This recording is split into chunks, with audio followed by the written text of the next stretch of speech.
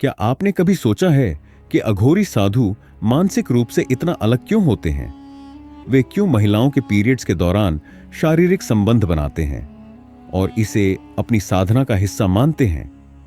क्यों ये साधु अपने भोजन के रूप में खोपड़ी में खाना खाते हैं, जबकि आम लोग इसे असामान्य और घृणास्पद मानते हैं? और सबसे बड़ी बात, जब एक अघोरी साधु की मृत्यु होती है तो उसके साथ क्या होता है?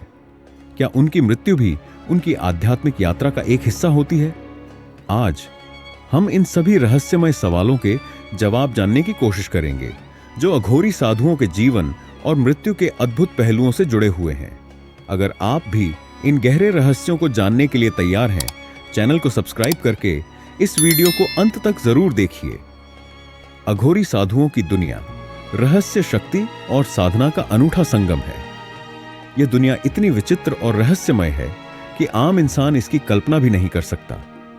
वे शिव की भक्ति में लीन होकर समाज के बंधनों से मुक्त हो जाते हैं। अघोरी साधु आमतौर पर श्मशान घाटों में निवास करते हैं।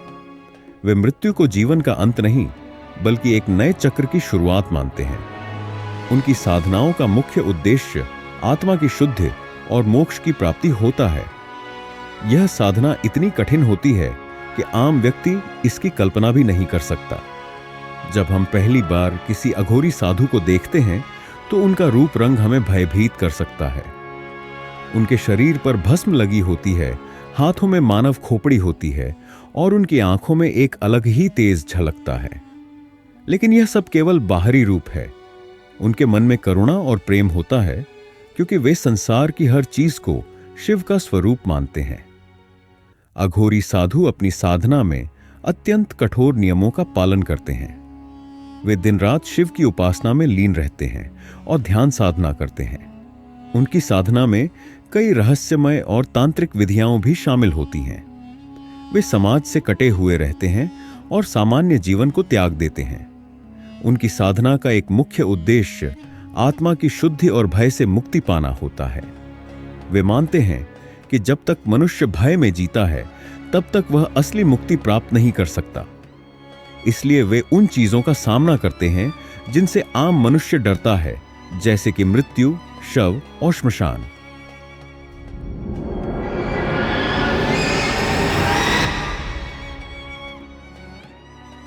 अघोरी साधु जो स्वयं को शिव का भक्त मानते हैं, उन साधुओं से बिल्कुल अलग होते हैं जिन्हें हम आम तौर पर देखते हैं। इनका जीवन समाज के नियमों से परे होता है। वे श्मशान में रहते हैं, वहां ध्यान करते हैं और इसे ही अपनी साधना का केंद्र मानते हैं। उनका मानना है कि सृष्टि में हर चीज पवित्र है, चाहे वह शव हो या किसी भी प्रकार की अपवित्र मानी जाने वाली वस्तु। अघोरी साधु स्वयं को शिव के रूप कपाल धारी से जोड़ते हैं, जो मृत्यु और जीवन दोनों का प्रतीक है। इसीलिए वे श्मशान में ध्यान करते हैं और मृत्यु को एक नए जीवन की शुरुआत मानते हैं। उनका लक्ष्य आत्मा को सभी बंधनों से मुक्त करना होता है। अघोरियों के रहन सहन और खान पान की शैली सामान्य लोगों से बिल्कुल अलग होती है। वे अपने शरीर पर राख लगाते हैं, जिसे वे पवित्र मानते हैं। यह राख श्मशान में जले हुए शवों की होती है। वे इसे मृत्यु के प्रति अपने डर को खत्म करने का एक साधन मानते हैं। अघोरियों की एक और विशेषता यह होती है कि वे समाज से पूरी तरह अलग थलग रहते हैं। वे किसी के साथ ज्यादा बातचीत नहीं करते और केवल साधना में ही लीन रहते हैं। उनका मानना है कि समाज के बंधन आत्मा की मुक्ति में बाधा डालते हैं।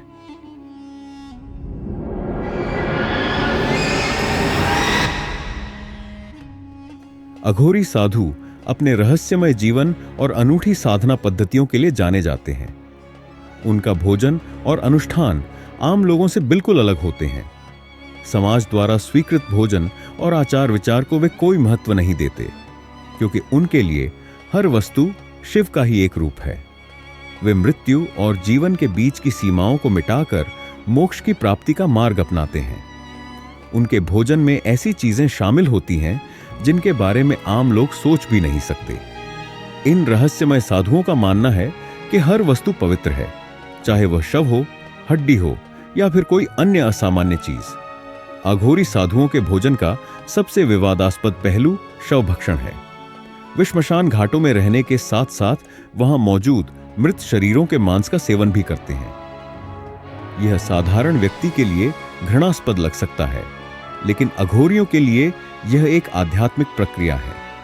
उनका मानना है कि जब हम मृत्यु को स्वीकार कर लेते हैं और शव भक्षण जैसी चरम साधनाओं से गुजरते हैं तो हमारा मन सांसारिक मोह माया से मुक्त हो जाता है। वे यह भी मानते हैं कि मृत्यु का भय तब तक बना रहता है जब तक मनुष्य उससे परे जाने की हिम्मत नहीं करता। शव भक्षण उनके लिए मृत्यु के भय को खत्म करने और शिव के परम तत्व को आत्मसात करने का एक तरीका है। अघोरी साधु अपने भोजन के लिए सामान्य बर्तनों का उपयोग नहीं करते, बल्कि मानव खोपड़ी, कपाल में भोजन करते हैं। उनके लिए यह केवल एक साधन नहीं, बल्कि एक गहरा आध्यात्मिक प्रतीक है। खोपड़ी में भोजन करना सांसारिक सुखों और भौतिक इच्छाओं से दूर होने का प्रतीक है। यह उन्हें बार बार याद दिलाता है कि जीवन अस्थायी है और हर वस्तु नश्वर है। यह परंपरा भगवान शिव के कपालधारी रूप से प्रेरित है, जिसमें शिव ने ब्रह्मा की 5वीं खोपड़ी को अपने हाथ में धारण किया था। अघोरी इसी मान्यता को अपने जीवन में अपनाते हैं और सांसारिकता से पूरी तरह मुक्त रहने का अभ्यास करते हैं। अगर आपको अब तक यह जानकारी पसंद आ रही है तो वीडियो को लाइक करें और चैनल को सब्सक्राइब करना न भूलें। अघोरी साधुओं की एक अन्य विचित्र परंपरा नशे का सेवन करना है। वे भांग, चरस, गांजा और अन्य नशीले पदार्थों का उपयोग ध्यान और साधना को गहराई देने के लिए करते हैं। शिव को भांगधारी कहा जाता है और अघोरी स्वयं को शिव का अनुयायी मानते हैं, इसीलिए वे इस परंपरा को अपनाते हैं। उनका विश्वास है कि नशे की अवस्था में मन सांसारिक मोह से हटकर आध्यात्मिक ऊंचाइयों तक पहुंच सकता है। यह उनके लिए आत्मा को देह से परे ले जाने और अपने आंतरिक संसार को जानने का माध्यम बनता है। हालांकि यह आम मनुष्य के लिए केवल नशे की लत लगने जैसा लग सकता है, लेकिन अघोरियों के लिए यह एक आध्यात्मिक अनुभव होता है। अघोरी साधुओं के बारे में यह भी कहा जाता है कि वे कभी-कभी अपने ही मलमूत्र का सेवन करते हैं। यह बात किसी को भी घृणास्पद लग सकती है, लेकिन अघोरियों के अनुसार यह एक मानसिक और आध्यात्मिक परीक्षण होता है। उनके लिए यह घृणा और पसंद नापसंद से मुक्त होने का एक तरीका है। जब व्यक्ति अपने भीतर से हर प्रकार की घृणा को मिटा देता है, तभी वह अघोरी बनने के योग्य होता है। यह साधना उन्हें हर सांसारिक भावना से परे ले जाती है और शिव तत्व से जोड़ती है। अघोरी साधु केवल भोजन की अनोखी परंपराओं तक ही सीमित नहीं हैं, बल्कि उनके अनुष्ठान भी रहस्यमय और चौंकाने वाले होते हैं। उनकी सबसे प्रसिद्ध साधना श्मशान साधना है। वे श्मशान घाटों में ध्यान करते हैं, क्योंकि यह वह स्थान है जहां जीवन और मृत्यु का मिलन होता है। श्मशान को वे आध्यात्मिक जागृति का द्वार मानते हैं और वहीं रहकर ध्यान करते हैं। यह साधना उन्हें सांसारिक मोह से पूरी तरह मुक्त कर देती है और उनके अंदर आध्यात्मिक ऊर्जा को जागृत करती है। एक अन्य रहस्यमय अनुष्ठान शव साधना है, जिसमें अघोरी किसी शव के पास बैठकर तंत्र मंत्रों का जाप करते हैं। इस साधना का उद्देश्य आत्माओं से संवाद स्थापित करना और तांत्रिक शक्तियां प्राप्त करना होता है। कुछ तांत्रिक मानते हैं कि यह साधना अत्यंत कठिन होती है और इसमें अपार मानसिक शक्ति की आवश्यकता होती है। कई कथाओं में बताया जाता है कि अघोरी इस साधना के माध्यम से अलौकिक शक्तियां प्राप्त कर सकते हैं। हालांकि यह एक विवादित विषय है और इसे अंधविश्वास भी कहा जाता है। अघोरी साधुओं की एक और रहस्यमय परंपरा नग्न साधना है। वे अक्सर बिना वस्त्रों के रहते हैं और नग्न ध्यान करते हैं। इसके पीछे उनकी मान्यता यह है कि शरीर के प्रति मोह और लज्जा को छोड़कर ही आत्मा की पूर्ण स्वतंत्रता प्राप्त की जा सकती है। वे यह मानते हैं कि सभी भौतिक वस्तुएं केवल एक भ्रम हैं और जब तक व्यक्ति इनसे जुड़ा रहता है तब तक वह सच्चे ज्ञान को प्राप्त नहीं कर सकता। नग्न साधना उनके लिए आत्म स्वीकृति और संसार से पूर्ण रूप से मुक्ति का प्रतीक है। अघोरी साधुओं के भोजन और अनुष्ठानों को आम समाज कभी पूरी तरह स्वीकार नहीं कर सकता, क्योंकि ये पारंपरिक मान्यताओं और धारणाओं से बिल्कुल विपरीत हैं। लेकिन उनके लिए यह साधनाएं मोक्ष प्राप्ति और सांसारिक बंधनों से मुक्ति का माध्यम है। वे शिव के अघोर रूप के उपासक हैं और अपने शरीर, विचार और आत्मा को पूरी तरह से समर्पित कर देते हैं। उनके जीवन का प्रत्येक पहलू उनकी साधना का हिस्सा है, चाहे वह शवभक्षण हो, खोपड़ी में भोजन करना हो या फिर श्मशान में ध्यान लगाना। अघोरी साधुओं का जीवन और उनकी साधनाएं गहरे रहस्यों से भरी हुई हैं। वे समाज की सीमाओं से परे जाकर स्वयं को शिव तत्व में विलीन करने का प्रयास करते हैं। उनके लिए जीवन और मृत्यु में कोई अंतर नहीं है, क्योंकि वे मानते हैं कि आत्मा अमर है और केवल शरीर बदलता है। उनकी साधनाएं चाहे कितनी भी अजीब लगें, उनके आध्यात्मिक सफर का एक अनिवार्य हिस्सा होती हैं।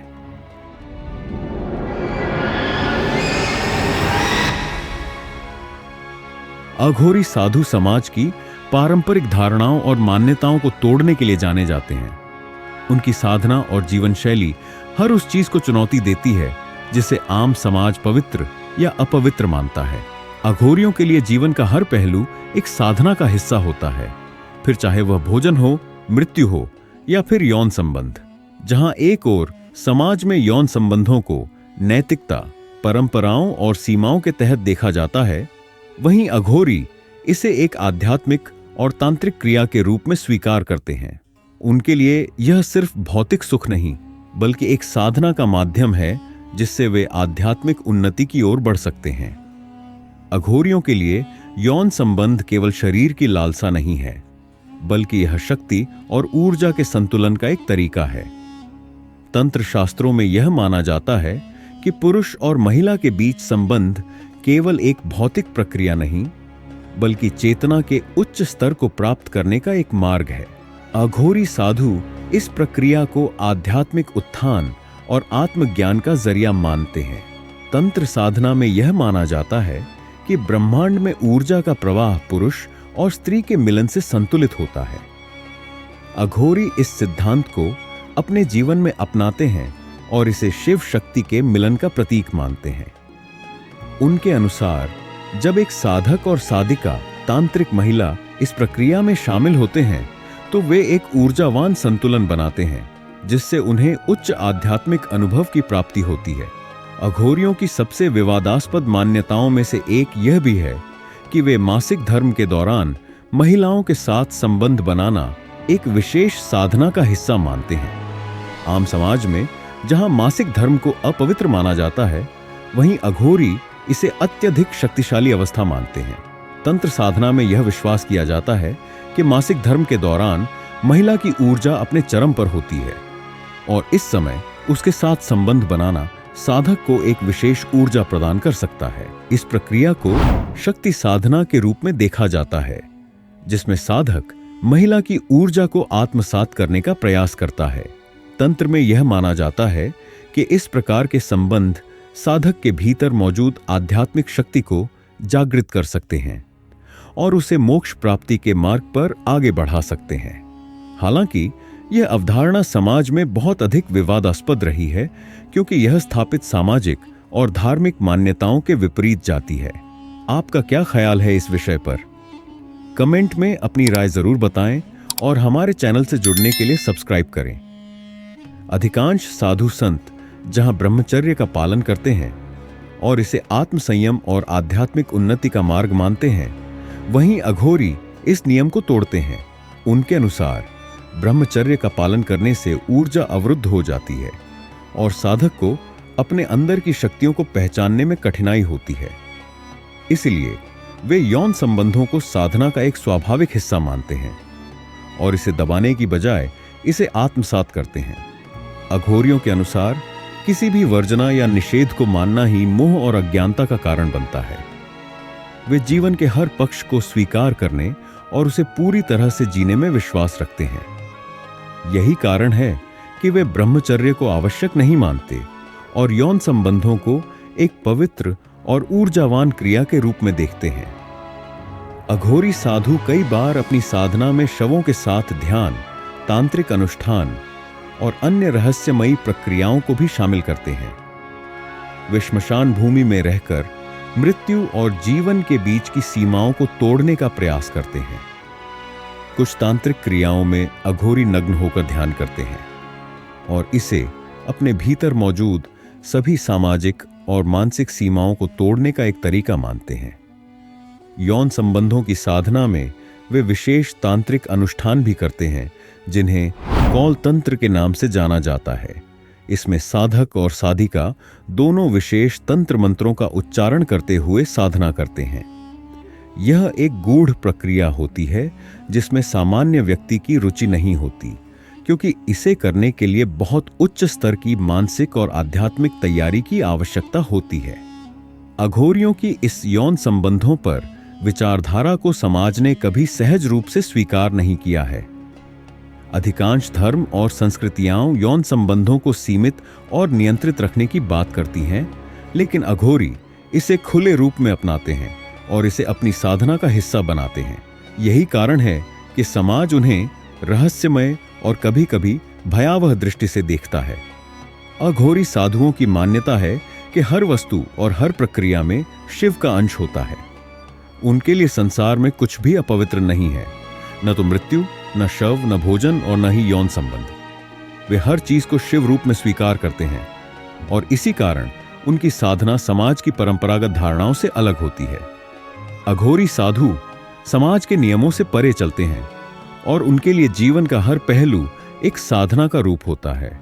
यौन संबंधों को भी वे केवल भौतिक सुख के रूप में नहीं देखते, बल्कि इसे आध्यात्मिक उन्नति का एक तरीका मानते हैं। उनकी यह सोच पारंपरिक धर्मों और समाज के नियमों से अलग है, लेकिन तंत्र मार्ग में इसे एक गूढ़ विज्ञान के रूप में देखा जाता है।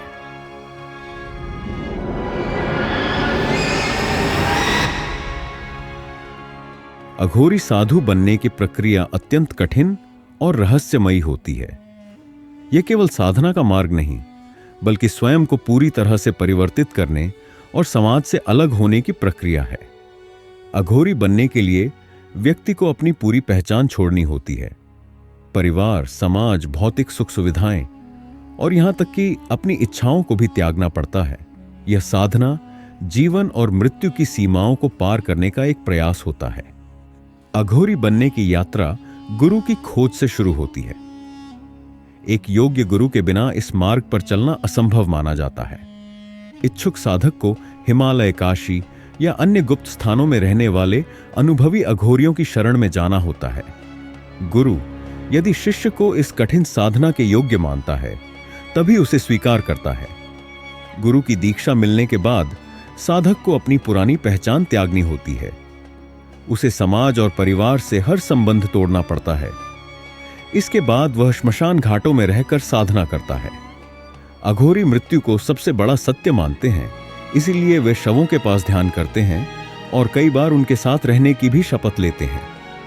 इस प्रक्रिया का उद्देश्य मृत्यु के भय को खत्म करना और जीवन मृत्यु के भेद को मिटाना होता है। अघोरी बनने की प्रक्रिया में तंत्र मंत्र और कठोर तपस्या भी शामिल होती है। वे विशेष तांत्रिक अनुष्ठान करते हैं, जिनमें कई गूढ़ साधनाएं शामिल होती हैं। इसके अलावा उन्हें समाज की हर वर्जना को तोड़ना पड़ता है। वे शवों का मांस खाते हैं, मानव खोपड़ी, कपाल में भोजन करते हैं और कई बार अत्यंत घृणास्पद चीजों का सेवन भी करते हैं। इसका उद्देश्य किसी भी चीज से घृणा न करना और हर वस्तु को शिव का स्वरूप मानना होता है। अघोरी बनने की अंतिम अवस्था तब आती है जब साधक पूर्ण रूप से संसार से मुक्त हो जाता है, जब उसे न तो मृत्यु का भय रहता है और न ही किसी सांसारिक वस्तु की लालसा। तब वह सच्चा अघोरी कहलाता है। यह अवस्था प्राप्त करना बहुत कठिन होता है और वर्षों की कठोर साधना की मांग करता है। कुछ लोग इस मार्ग को पूरा नहीं कर पाते और वापस लौट जाते हैं, जबकि कुछ इसे अपना अंतिम सत्य मानकर साधना में ही लीन हो जाते हैं।